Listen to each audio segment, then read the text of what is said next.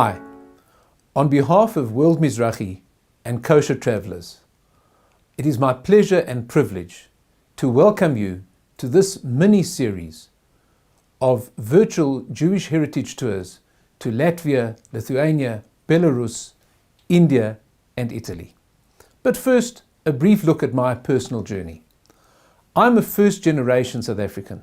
My late mother was born in Lithuania, my late father was born in Latvia, and my late grandmother, who I refer to as Boba Bela, regaled me with stories of her youth in Lithuania, still in the times when it was behind the Iron Curtain. And that fired my imagination about my personal history and where we came from. But this all came to life in 1996, when the Jewish Agency invited me and a group of other people to participate in the Future Leaders Forum, where we were taken to various countries in Eastern Europe to see the work of the Jewish Agency in repatriating Jews to the Holy Land, to the State of Israel. So what were black and white photographs in my childhood all of a sudden had depth, perspective and colour. In 1996 I went to Poland, in 1997 I went with the Jewish Agency to Lithuania, and thereafter for 15 years I travelled with World Mizrahi from Argentina in the west to China and Japan in the east, to India, to Western Europe, to Eastern Europe, and explored the rich Jewish culture and history which is contained in those countries. Approximately 5 years ago, David Wallace, who together with his wife Hannah run Kosher Travelers, phoned the Chief Rabbi of South Africa, Rabbi Dr. Warren Goldstein, and asked him that since he had just written a book with Rabbi Beryl Wine about the Jews of Lithuania, if he would be able to join them as their scholar in residence on tours of Lithuania. The Chief Rabbi politely declined and said that he had too much on his plate to deal with, but they should speak to Hugh Raichlin, who is a practicing attorney but has spent many years researching Lithuania and many other countries and has travelled there and seen the places themselves. They called me, and since then we have had an incredible relationship where I've been their scholar in residence for trips to Lithuania, Belarus, Morocco, India and many other countries across Europe. I firmly believe that in order to fully understand ourselves, we have to understand where we come from. I believe that every Jew taps into a stream of consciousness that goes back from the time of Abraham until today, where we are part of everything that our people have experienced. I see the hand of God Almighty, that through this window of history, we can see how we've been guided, how we have survived against all odds. And not only that we've survived, but we have thrived and we have made an inordinate contribution to the world. So I therefore invite you, on behalf of World Mizrahi and Kosher Travelers, to have a taste on this virtual travel, but that one day I hope that you will meet me in person and that I will meet you. And together we will get on the bus, get on the train, get on the plane, and go and visit these magnificent communities all over the world and see and appreciate the magic and the majesty of Jewish history.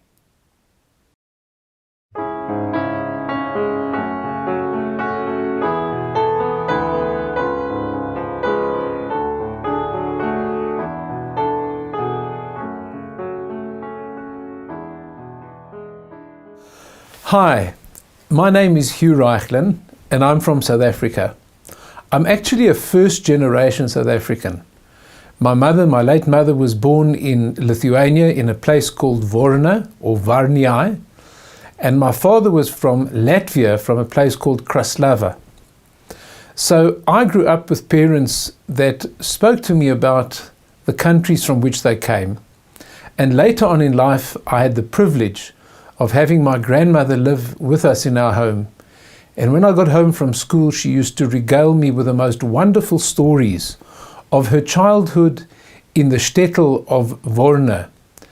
And that was really what ignited my passion and my interest for understanding my roots.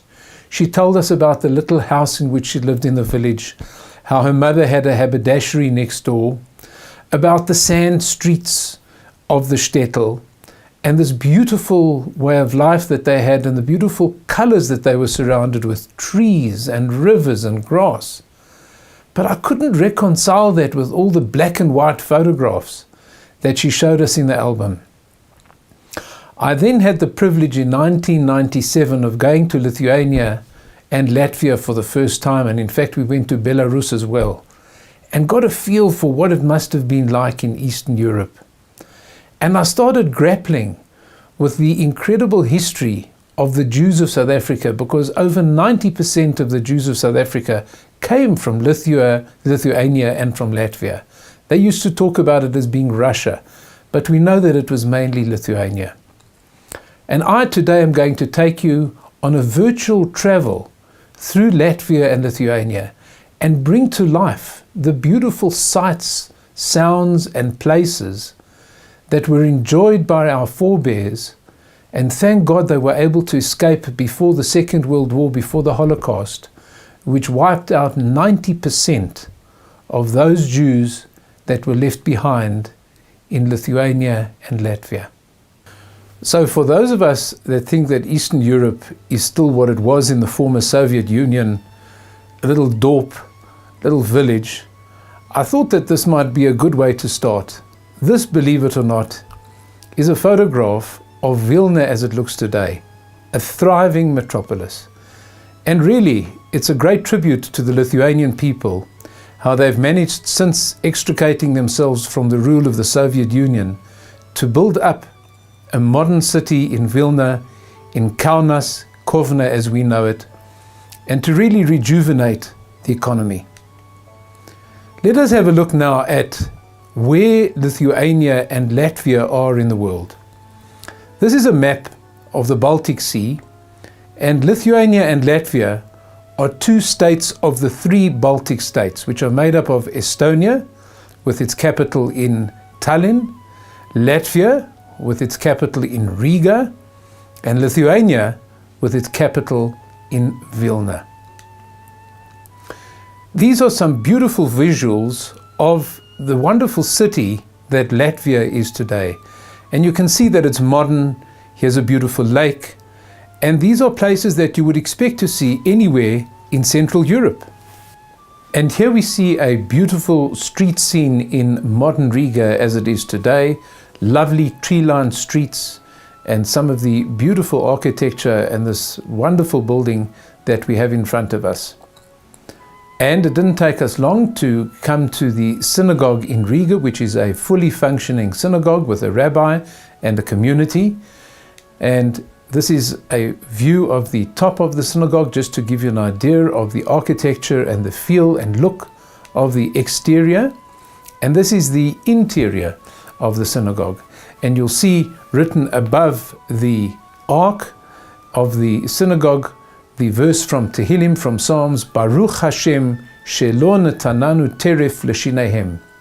And this is a great message that the Latvian collaborators, that the Nazis and all the anti-Semites were not able to destroy the Jews despite their best endeavors. And this is for me so beautiful, that when we go back to these places, that we go back and we recall the martyrs that were there, but the fact that we have survived, that there's still a thriving synagogue, and that we as Jews, as proud Jews, keeping our traditions, keeping our religion all over the world, are the survivors of those that were in these places before we got there. And here is the rabbi of the synagogue, and we generally on all our tours all over the world, we go to synagogues at the time when the community are praying so that we can join with them. Because one of the motifs that I constantly talk about in all the trips that we do is that the greatest definition of Judaism is that we're a family. And here we're joining with our family members, with our brothers, coming together in prayer in the synagogue. And it's also important that the synagogue should be a place which is used, that's not just a museum. That is the tenor behind doing all these heritage tours that we do all over the world. And it was beautiful to see at the back of the synagogue a young man with his young children learning. And this is what Judaism was all about. It was transmission from father to son, passing on our learning, passing on our traditions. And here you see once again what we saw in that verse in the synagogue, that despite what the anti-Semites have done in the world to eradicate Jewish culture, the Jewish people continued to learn not only globally, but in these places of destruction as well. There was this wonderful sign outside, which I thought is quite rare, where it says that it advises visitors that the synagogue is open from 10 a.m. until 4 p.m., but the synagogue is closed on Saturday and Jewish religious holidays, which is very, very unusual because, as we were saying earlier, these are places where people come to learn, and thank God there's a thriving Jewish community. But it must be understood that this is in downtown Riga, where the Jews no longer live. So on the Sabbath and other Jewish holidays, they have other places of worship outside the city. As we walked around Riga, we saw where the former synagogue, one of the most famous synagogues, was in Riga. Today it is a museum. The synagogue itself was burnt. There were a number of Lithuanian refugees that had come over the border from Lithuania into Latvia, and they came to this particular synagogue, the Gogol synagogue in Riga, and it was razed to the ground. It was burnt to the ground with the congregants inside the synagogue. And that was a terrible, terrible atrocity that was perpetrated by the Nazis, where they would put Jews into the synagogue and destroy the synagogue together with the Jews inside. But we are grateful to the Latvian government that they have recognized this as being a place where they can memorialize the Jews of Riga.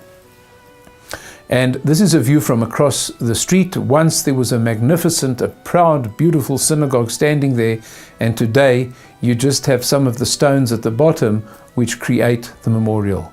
And this is a photograph of the actual synagogue that was there in the up until the early 1940s, when it was destroyed in 1941 by the Nazis.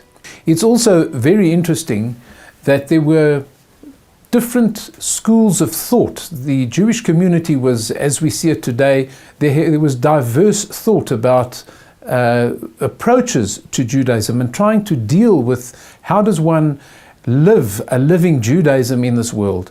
There were those that had stuck to orthodoxy as it had always been, but then there was the Haskalah movement. There was a movement that said, in order to avoid anti-Semitism, let us try and assimilate, keep our Jewishness, but try and assimilate more with our neighbors, and maybe by being less different, that will be a way of surviving. Unfortunately, as we know, the truth is that when the Nazis came in, they didn't distinguish between Orthodox Jews or more assimilated Jews, and they were all put to death. But we walked past a building which was a Haskalah school in Riga, and we know that Moses Mendelssohn was the father of the Haskalah. He originated this idea of assimilating with the Gentiles, and during the early 1840s, the government entrusted a man by the name of Max Lilienthal to be the principal of this particular Jewish school in Riga, and to establish a system of government Jewish schools of which the language of instruction was German initially and later Russian. Lilienthal was a German, and German was, of course, was the language of the people that led European culture, so to speak. And later on, it was Russian that was introduced, and the children, the Jewish children over here, were exposed to the Russian language. They had a knowledge of the Russian language, of arithmetic, and they changed their dress. They came out of the typical Jewish dress that was worn in Eastern Europe and started looking like their Gentile neighbors. And the Maskelim, those people that embraced the Haskalah, were drawn closer to the Russian language and culture.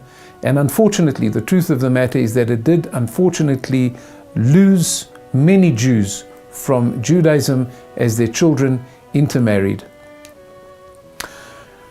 We then walked to the old part of Riga, and here you can see some buildings that were owned by Jews in the older part of Riga.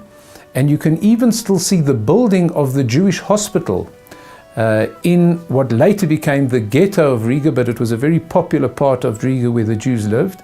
And it's still to this day called Bikur Cholim, which means in Hebrew, visiting the sick.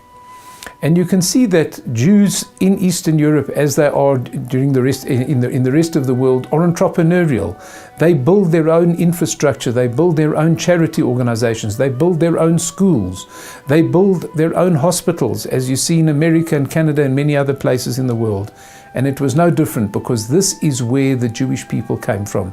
That wonderful ability to be in a society, but yet to create a sense of independence. Because Jews are the people that want to give to the world, they want to create, they want to make the world a better place, and they don't just want to ride on the shoulders and the infrastructure of others.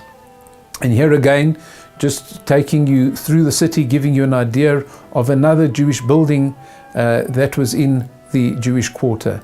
And this is a typical Jewish home in Riga, where a Jewish family may have lived, and you'll see the typical slant of the roof, which of course was important because during the snow you would want the snow to come off the roof, and the double glazing on the windows, the wooden frames, and the double glazing of course was there because of the cold, and they were also thick walls that had wool, lamb's wool and various other things inside the walls to insulate the walls to keep the people warm. And to this day, there's still a street called Jew Street, Ebriu Ila, Jew Street. So you see that within the culture, and you see it in Vilna, and you see it in many other places, that the Gentiles have had at least the sensitivity to keep the names that the Jews had given them, to remember this wonderful contributive people that had been in their society. Just outside Riga, there is a massive forest called the Rumbula forest, and this was a short bus ride out of the city. And after the Jews had been collected from various parts of Riga and put into the ghetto, they were then transported in trucks, in open trucks, from Riga to the places of mass execution outside Riga. And this is the Rumbula forest, where there were mass graves that had been dug, and Jews were taken here on a daily basis and shot and buried, their bodies pushed into the graves, and the graves are still there today. And as you can see over here from this particular sign, along this road in November and December 1941, Nazis and their local collaborators drove to death in the Rumbula forest thousands of Jews from the Riga ghetto. The erection of this monument is funded by the former ghetto prisoner Boris Kliot, whose father Moses, mother Rosa, sisters Pessa, Mira, Bertha and Sarah were also killed in Rumbula. And I think it's important, and that's the reason that I read this particular sign, that we should understand that these were people, there were names, there were faces, these were brothers, sisters, mothers, grandmothers. You know, because when one talks about 6 million Jews, you can't even get a grasp on the enormity of the tragedy. And that's what we bring out on these wonderful heritage tours that I'm privileged to do with the Kosher Traveler and with World Mizrahi, where we put names to faces and we try and identify with the enormity of the tragedy. These are some beautiful visuals that I took of the flat fields. Lithuania is very flat, there are no mountains, very fertile, beautiful, verdant fields and forests all around you. And this is just to give you a feel of how beautiful it was.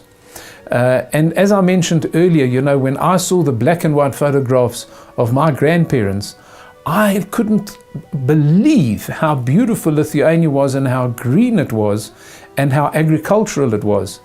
And the truth of the matter is that most of the Jews, particularly in Lithuania, lived in small towns. There were two major cities in Latvia, I beg your pardon, in Vilna there were about 60,000 Jews, in Kovno about 30,000 Jews, and then the balance, making up a community of about 240,000 Jews, was spread through small, what we call shtetl, villages throughout the country, where you would have sometimes 100, 200, 300 Jews living in a town. And very often they comprised a large number, sometimes up to 30% of the people living in the town or the village. And as we continued to drive through, this is still Latvia, but it's very close to Lithuania, and the geography is very similar. You can see these beautiful fields and agriculture thriving. There were people in our group that went back to Vabalinkas. That's where their family came from. And here we come to Ponevezh, and once again I think it was quite a surprise for many people to see what a beautiful city Ponevezh really is. And the yeshiva building still stands there. That was built by, as I said, Rav Yosef Kahaneman. He actually came to South Africa a number of times to raise funds. And the Ponevezh yeshiva that stands today in Israel, in fact, was built with South African money that he had raised over here from the Litvak community. Litvak is the name given to those people that came, the Jews that came from Lithuania. And the Litvakas gave very generously in South Africa. From 1919 to 1940 was the Ponevezh yeshiva. And this is what it looks like today. Today it's a bakery. But thank God, we still have the building, and you can see that this was a very impressive building that was built by Rav Kahaneman. And this is behind the bakery, the other buildings in which the young men that would learn in the yeshiva would live in. And you can imagine, I mean, 1919 to 1940, this was a very impressive building and a beautiful building that must have cost a fair amount of money. And then, of course, Rav Kahaneman, as well as being a Talmid Chacham, a very learned man, was responsible for the finances, not only to build it and to maintain it. And as you can see, as I said earlier, this is now a bakery today. And some views around the yeshiva building. There's no question that there was not a glass building at the time that the Ponevezh yeshiva actually was functioning, but as you can see, it's become a modern place with a modern infrastructure, and all the old buildings are being taken away. And that's another reason why I think that these heritage tours are so important, particularly to Eastern Europe, so that we should try and see it as authentically as it was then, before it gets replaced by modernity. We then moved on to Kaunas or Kovna, and this was the site of mass destruction of the second biggest Jewish community. The biggest was in Vilna, the second biggest was in Kaunas, in Kovna, where the Jews were actually marched out of Kovna, out of the city. They were taken out of the Kovna ghetto. Some of them were taken on vehicles, and they were taken just out of the city to what were Russian forts that were built around the time of the First World War. Solid big forts that were there to protect the Russians, but actually were useless at the time that they were needed. But instead the Nazis, with their evil genius, took possession of these particular natural features that were there and turned them into places of mass execution where tens of thousands of Jews were shot and buried. And this is a memorial to the Jews that perished in the 9th fort in Kovna. This memorial was put up by the Russians, and there are many interpretations as to what it means. One of the ideas is that there are hands coming out of the earth, because there were so many bodies in the earth and they were reaching heavenwards. And this is just to remember the victims that perished in this place.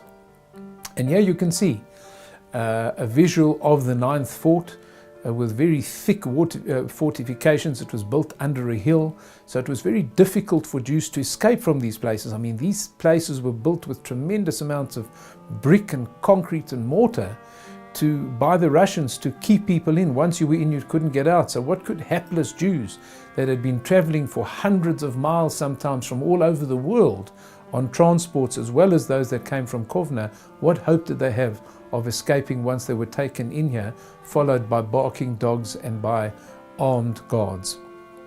And you can see the exterior of the 9th fort over here, with a guardhouse at the end, and a Nazi would sit in the guardhouse armed and would shoot anybody that attempted to leave. And of course the barbed wire on top of the walls. And this is a walk through Kovna as it is today, just to give you a feel of this beautiful walkway through the city. And as we walked down the street, Leisva Street in Kovna, lo and behold, we found the home of 3 of the participants in our trip.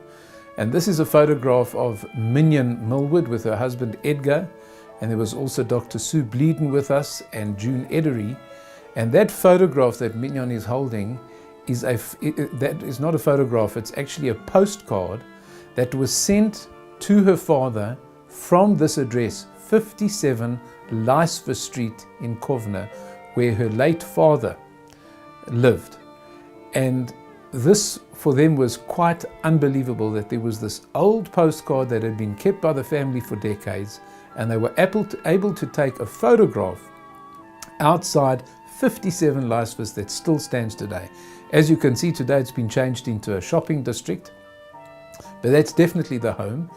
And they were told by their father that above this particular building there was a library. By the way, this over here you can see is the date stamp when it was posted from Lithuania, and there is the library on top. All those windows on top with that light brown, that was the library. So the library still functions as a library today, but I can assure you that there wasn't that wonderful beer store next door. But this is how the modern has still managed to retain some of the old, and they were able to find their father's home. There's the biblioteca, proving that it is still a library to this day. The Lithuanians, they say, are the tallest nation on earth, and that's why I think that basketball is very popular in Lithuania. And there you have Sue Bleeden on the right-hand side, you've got Minion Millwood in the middle, and my wife Michelle on the left-hand side, surrounded by 3 young Lithuanians that happened to be walking down Leisvers. And when I saw the height of these people, I said, hold on a second, we need to take a photograph of these little Lithuanian Jews, all of them. My wife's family were from Lithuania, and you heard about the others as well. And they are here walking amongst the tall Gentiles that the Lithuanians are to this day. Quite remarkable, very cute. Then we went to the Kovna synagogue, the Chor Shul that still exists and still functions today in Kovna, and Jerusalem Street. Here we are, the street named after the holiest city in the world today for the Jews, Jerusalem. The Choral Synagogue, that's what we were referring to. The interior of the synagogue, very beautiful, very well kept. The pulpit, and in front the ark. And you can see over here Rav Yitzchak Elchanan Spector, who was one of the great rabbis of the early 20th century, and he was in Kovna. And then over here we also have Rabbi Shapiro, who was also a rabbi in Kovna pre-Second World War, Harav HaKohen Avraham Dov Shapiro. And we'll see his house a little bit later. And these are the pupils of the yeshiva in Kovna. A photograph of the back of the synagogue, just to give you an idea of the size and the beauty of the synagogue, and thank God it was saved, it survived the war, and as I said, a functioning synagogue to this day. And now we take a walk across the city to the Kovna ghetto, and a memorial to the Kovna ghetto where the Jews were rounded up. There were walls that enclosed this area that the Jews couldn't get out. I have a very great friend who's today is 93 years old, Blian Hara, Soli Ganor, that lives in Israel, and he was in the Kovna ghetto and wrote a book, Light One Candle, and he talks about life in the ghetto and how they used to trade in books and used to read and educate themselves. There were people that used to do performances. So these were people that were steeped in culture and the arts, and tried under horrific conditions to continue that life in the ghetto. And this is a photograph of our group being explained by the local guide about the Kovna ghetto. And here we're walking through, and these are houses that were once occupied by Jews. As I said, we transported in a capsule back in time to what it must have looked like then. I saw this tall gentleman walking on his own, and I walked up to him and I said to him, do you know any people that remember the Jews here? And he said, actually, I do. My mother-in-law remembers the Jews, and she was very close to some Jewish girls. Let me call her. So we said, no, we'll come in and see her. He said, no, I'll bring her out into the street and she can talk to you. And she's holding her heart over here because she was so absolutely dumbstruck that these were Jewish people that were coming back to her town that she could speak to, and she burst into tears.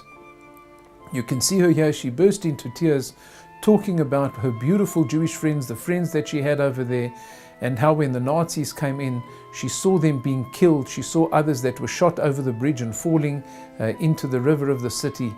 And she spoke with such fondness about the wonderful friends that she had and the wonderful Jewish people that surrounded them in those years. And as we continue to walk around Kovna, you see a typical house that was occupied by Jews before the Second World War, still in lovely condition, that typical wooden structure, the Lithuanian architecture that we've been talking about previously. And that house today stands where the synagogue was. So that was where Rabbi Shapiro's synagogue was, on that corner. That's the photograph, and that's what the site looks like to this day. And that was Rabbi Shapiro's house, a very beautiful house.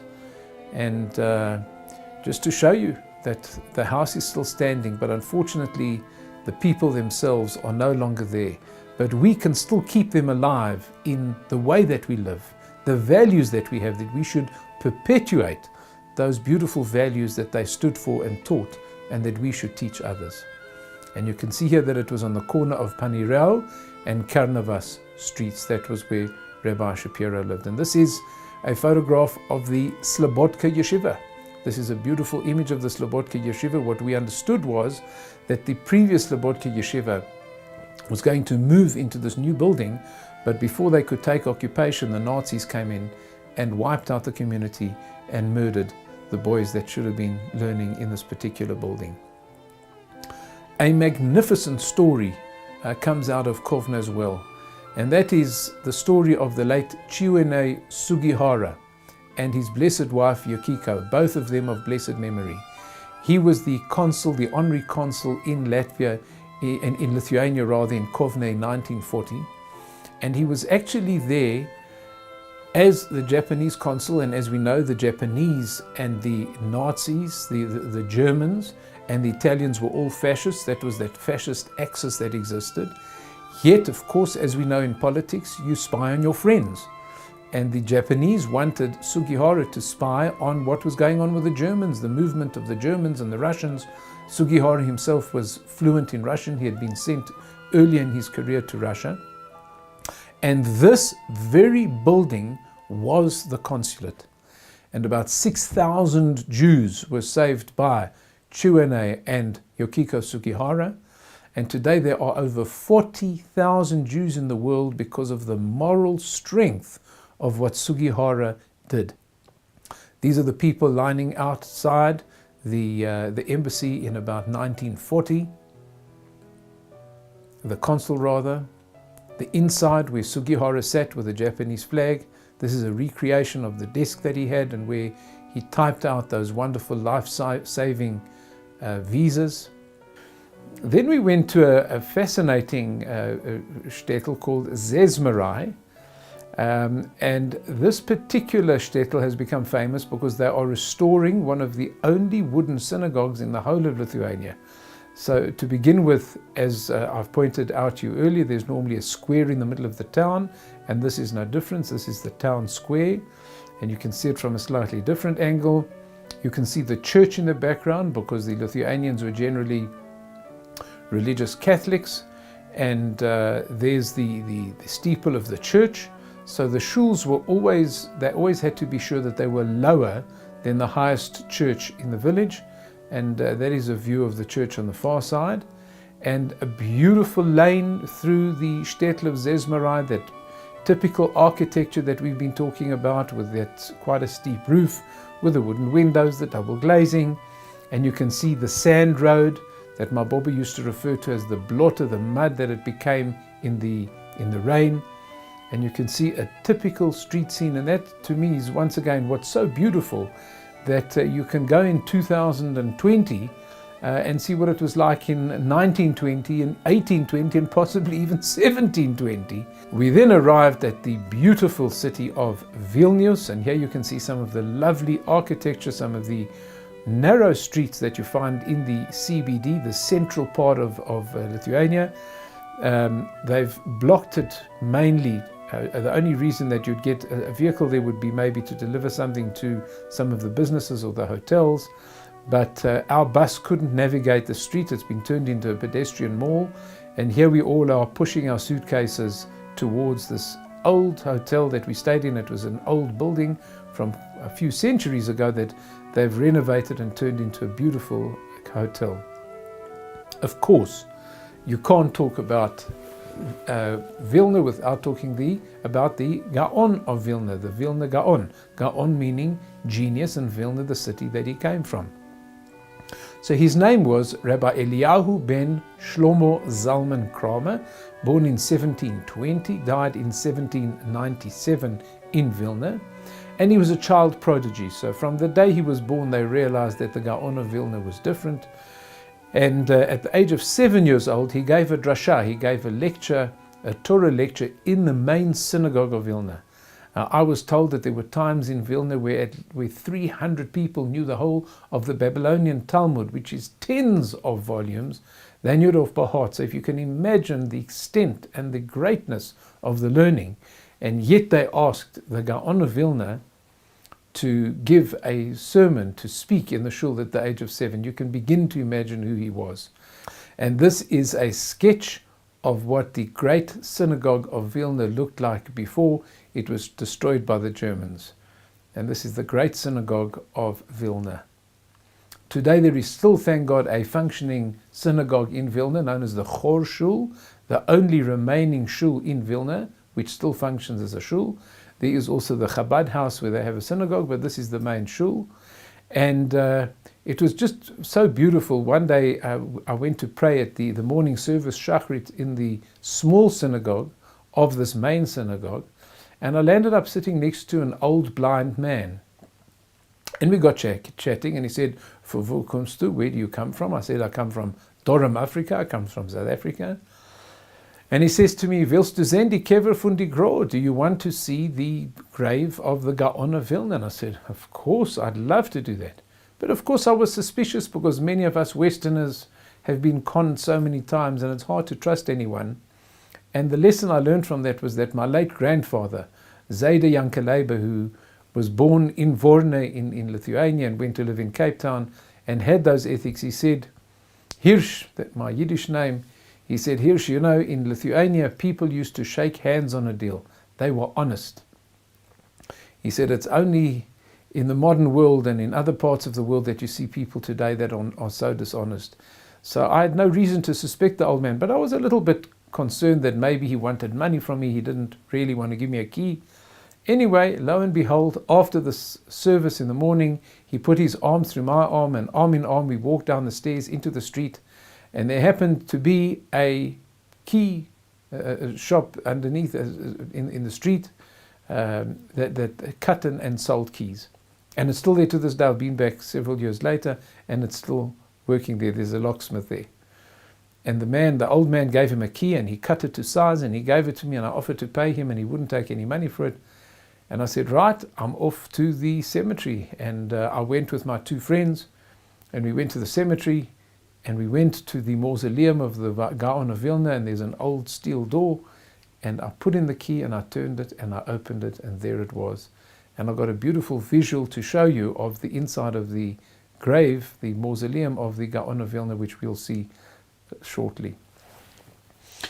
One of the other graves that we saw in the Vilna, in the cemetery in Vilna, was the grave of Rav Chaim Ozer Grudzinski, who was a preeminent rabbi in Vilna, the chief rabbi of Vilna, and he was the Av Beis Din, he was the head of the court, and he was the halachic authority of his time, a great Talmudic scholar in Vilnius, and he lived in Lithuania in the late 19th century into the 20th century, and during his remarkable 55 years of community service, he was recognized as the leading posek, the person that decided halakha, the application of Jewish law to different scenarios from people all over the city and all over the world.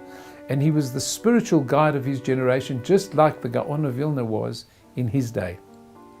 He fielded halachic queries from all parts of the world, and he consulted on many different Jewish communal issues. And here you can see a photograph of the late Rav Chaim Ozer Grudzinski Zatzal and his mausoleum that is in the cemetery in Vilna. What's interesting is that Rav Chaim Ozer became the chief rabbi at the age of 22, the young age of 22. They say that he was a genius as well, and he could do several things at once. He could speak and he could write, from what I've been told, 2 different answers using the right hand and the left hand. He could be writing out 2 answers to 2 questions and speak. A remarkable human being. And this is the photograph I took of the inside of the mausoleum of the Gaon of Vilna that I mentioned earlier. And the Gaon of Vilna's grave is actually in the middle, and his wife and children are to the side. And one of those graves over there is that of Avraham ben Avraham, Zeichet Tzadik Livrocha, Graf Potocki, who came from a noble Polish family that got attracted to Judaism, and he heard the sound of learning. He found his way into a yeshiva with, as I understand, a friend of his. They started learning, and in fact they had to flee into exile. They went to the Netherlands to avoid being caught by the Poles, because this was a terrible thing that he had done. It was treacherous, what he had done by converting to Judaism. But he learned for many, many years, and eventually he decided to come back to Eastern Europe and was unfortunately found out. And they say that his mother was instrumental in getting him arrested, and he was burnt for the terrible crime of becoming a Jew. He was burnt at the stake on the grounds of the Vilna University. Quite ironic that a place of learning should be used for such a barbaric act. And the Jews collected his ashes, and to pay tribute to this great human being, buried him in the same mausoleum as the Gaon of Vilna. And that is the gate that I opened with the key to the Gaon of Vilna's kever. Then in Vilna you will see the Rom, the building which housed the Rom printing press. Now, those people that are familiar with Talmud will know that most of the Gemaras, the Talmud that we use all over the world today, is the same print that was printed by the Rom printing press in Vilna, and you're looking at the building today. It's no longer a printing press, it's used by a foreign company, but it was started, this particular business was started by Baruch Rom in 1789. The Rom Hebrew printing press was the first printing press in Lithuania, and its crowning achievement was the publication of a new edition of the Talmud, which is still the standard print that we have in the world today. So Gutenberg, as we know, started the printing press many hundreds of years ago, and from the research it appears that he was Jewish. But we know about the Sonsino press in Italy, and we see over here that the Rom printing press was another example of how printing was able to make accessible to Jews all over the world the wonderful texts of the Talmud and many of our other Jewish publications. One of the people that we were really honored and privileged to meet in Lithuania was Professor David Katz. And this is a photograph of Professor David Katz, who was born in the United States of America and now lives in Vilna. And we had the privilege to go to his beautiful home, whose walls are filled with books. And he's a very, very special man. For 18 years, he was the professor of Yiddish at Oxford and also the visiting professor at Yale University. If you want to read about him and learn about his views, because he is virtually standing up in a one-man battle against the Lithuanian government that want to rewrite Jewish history and make it look like the Lithuanians were victims and the Jews were part of the perpetrators, have a look at www.defendinghistory.com. And he's a man that needs support materially and emotionally, and he's a wonderful, wonderful person to assist in that battle. And essentially the Lithuanians even got to the point where in May 2008 the Lithuanian prosecutors launched an investigation of 2 elderly Holocaust survivors, Fania Jochelis Brandkowski and Dr. Rachel Margolis. And David Katz embarked on an activist phase of his life to bring to the attention of the world how the Lithuanians wanted to accuse these women partisans who fought against the Germans in the Second World War. The Lithuanians claimed that they were fighting against the Lithuanians, and that Jews were perpetrators as much as they were victims. And David Katz has gone around the world raising tremendous awareness and getting tremendous support from people to not allow this nonsense myth to take hold. So I encourage anybody that goes there to try and make contact with him. This is the Ponar forest just outside Vilna, and if you recall, we spoke about the Jews of Riga being either marched or transported out of Riga to the Rumbala forest and murdered there. So the Jews of Vilna were either marched or they were driven out in trucks to the Ponar forest, where they were murdered in massive pits that had actually been built or dug by the Russians around the First World War, that was supposed to be for storage of fuel, that the Nazis, with that evil genius, turned into a place which could be mass graves for the Jews of Vilna. And this is a memorial in the Ponar forest, surrounded by members of our group, where we said memorial prayers, and people were given an opportunity to speak about their feelings about being in this place and to pay tribute to those who lost their lives in the Ponar forest. And this is one of the plaques, eternal memory of 70,000 Jews. Can you imagine 70,000 Jews? Like a whole stadium that one would use today for a sports stadium. All of them murdered and buried in this Ponar forest. 70,000 Jews of Vilnius and its environs who were murdered and burnt here in Panerai, that's the Lithuanian for Ponar, by Nazi executioners and their accomplices. And it's in Russian as well. And here you can see it was obviously a very deep pit once, but it's been filled with human bodies. They would also throw logs and lime onto the bodies to cause decomposition quicker, and then to burn and incinerate the bodies. And all that ash lies in these open pits in the Ponar forest. Another view of one of those pits.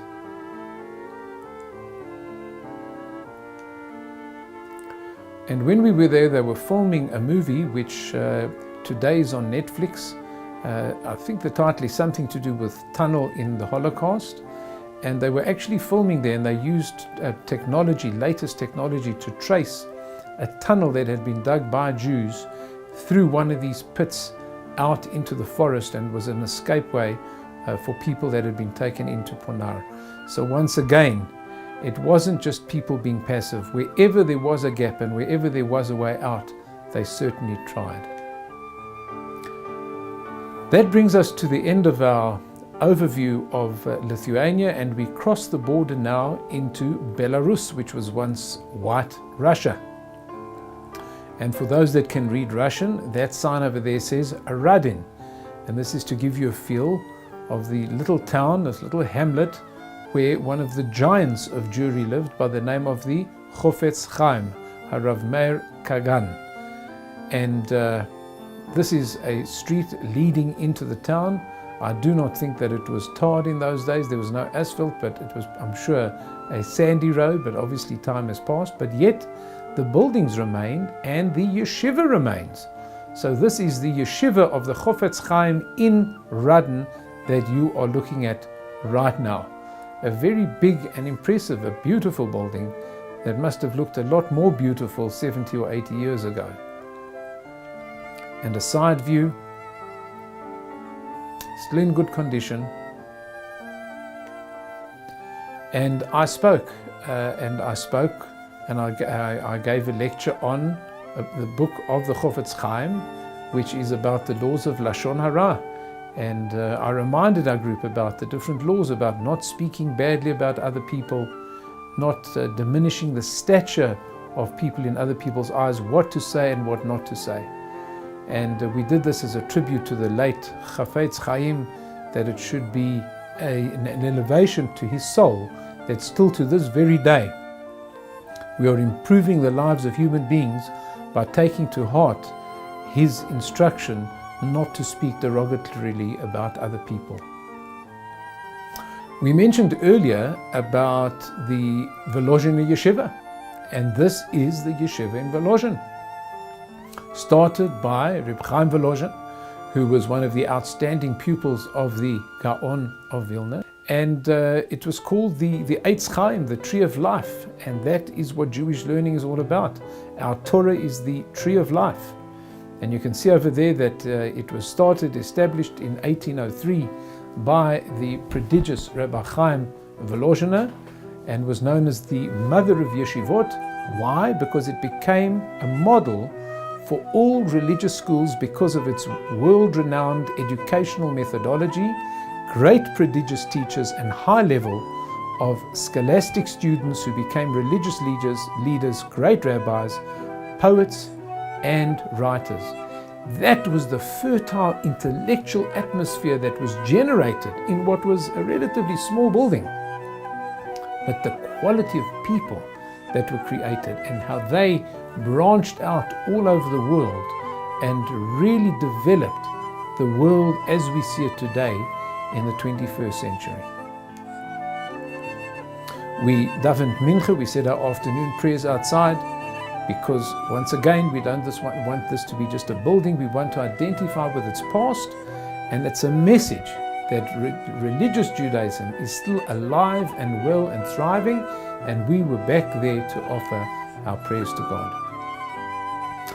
After we left Volozhin, we headed towards Minsk, and if you have a look at this road sign that says Minsk at the top, obviously in Belarus, that's the spelling of Minsk.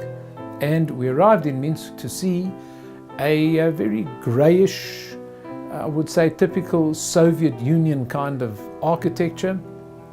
That's what modern Minsk looks like today, certainly skyscrapers that you didn't see in the mid-20th century.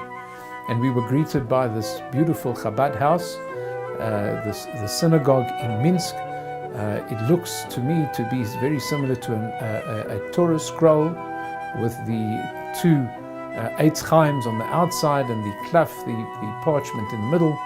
But I didn't speak to the architect, and I'm not sure about that. But we were greeted so warmly by Rabbi Schneur Deitch, the chief rabbi of Minsk, and this is a lovely photograph of him, and the wonderful warmth and love that radiates in every place we go to was so tangible. We then went into this wonderful Chabad house in Minsk, and here you can see Rabbi Deutsch dancing with Jerry Greenberg of Canada, and all of us clapping and cheering. You can see me there in the background with my checked shirt. And it's just too beautiful the way you don't even have to speak the same language, but when you meet another Jew somewhere else in the world, it's family. And I've always said the best definition of Judaism is not race or religion, it's family. We all come from Abraham, and we're a tiny, tiny people in the world, and we have these wonderful, strong cultural roots with a wonderful way of life that all of us keep wherever we are. And it's beautiful. That's been my experience over all the years. It's well over 20 years that I've been traveling the world, and you just connect with Jews in a very special way, as you can see happening over here. After Minsk, we went to another town called Slonim, and I'm sure that there are many people in the world that, as I say Slonim, will say, yes, that's where their forebears came from, and I'm sure people have said that throughout the talk. And this is the lovely town of Slonim. They've got some flowers over here in the town square in the middle, and you can see some of the buildings around Slonim, and some of the older buildings. These are the buildings that our grandparents might have lived in, and I know that my grandmother told me, for example, that on Tu B'Av, the festival where we celebrate the fruits, the first fruits, they could easily collect 15 different kinds of fruits from all the fruit trees that grew around their house. And here you can see a beautiful, typical house, Lithuanian house. And when I say Lithuanian, I know that we're in Belarus, but Belarus, Latvia, Lithuania, those Baltic states were all part of Greater Lithuania at one stage. So the cultural links are very, very strong. The Chofetz Chaim would be known as a Lithuanian rabbi, even though technically he was in Radin, which is today Belarus, but Greater Lithuania encompassed many of these places. And you can see the lovely garden. Here's a fruit tree growing outside. And once again, to pick up on what we said earlier, all the black and white photographs that we were all brought up with, here you see, on the contrary, beautiful, green, fertile, lovely flowers growing around the home.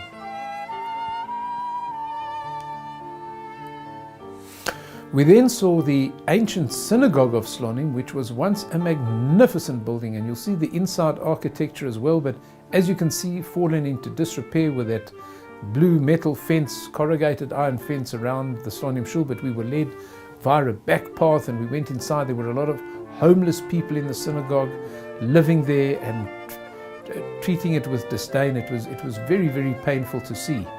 And I'm absolutely delighted that I read on the internet that there is a group of people that have now started raising money to refurbish this wonderful synagogue in Slonim and to bring it back to its former glory. It was built in 1642 and only fell into disrepair at the time of the Second World War. I would guess around 1941, 1942. Our group got together, we did a flash mob. One of the girls in the group was carrying an Israeli flag, and we took it out and we were singing Am Yisrael Chai, may the Jewish people live, once again celebrating the fact that we were Jews that had survived. All of us are from families that had survived the Holocaust, that had come back. And this is part of the group, and it was amazing when we started to sing. People peered out of their windows, people that were walking down the street turned around, what's going on? The Jews are back, the Jews are singing. And there was no negative repercussions, there was nothing that happened other than the fact that people were just absolutely amazed to see this bunch of crazy Jews singing with the Israeli flag outside a destroyed shul, which one day, please God, will be rebuilt so beautifully.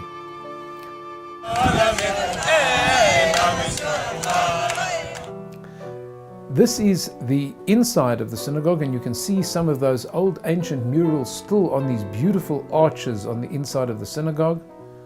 Some of the different angles that I took of the interior, very high, triple volume, beautiful arches, beautiful wall murals.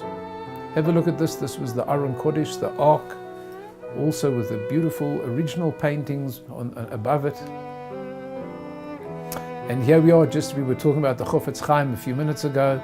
Yevarechecha, the blessing of the Kohanim. That's the very first word, and we just recently read it in the Torah that we read on a weekly basis. Yevarechecha Hashem v'yishmarecha, Ya'eir Hashem panav elecha v'choneka, Yisa Hashem panav elecha v'yasem lacha shalom. Through the Kohanim, God blesses us. And the Chofetz Chaim, as we know, was a source of blessing for the whole Jewish people. And our Kohanim, to this very day, after 2,000 years since the temple was destroyed, when we were blessed by the Kohanim, in every synagogue across the world, the Mikdash Ma'at, our mini temples, you still have the Kohanim blessing us to this very day.